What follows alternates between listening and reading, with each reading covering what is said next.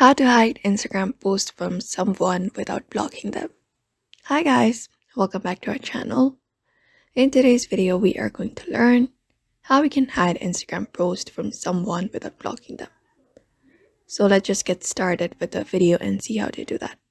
So to hide an Instagram post from someone without blocking them, you go to the profile of that person from whom you want to block.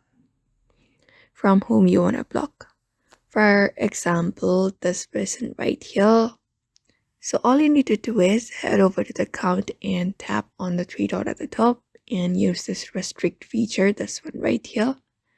Go ahead and tap on it and confirm it, and it will control who will see your content without them knowing you've hidden it. Essentially, your comments will be hidden from others from them and will appear only to you, where you can choose approve or delete them privately. So that is it. This is the method you can apply up. So I hope this video was helpful to you, and thank you for watching this video.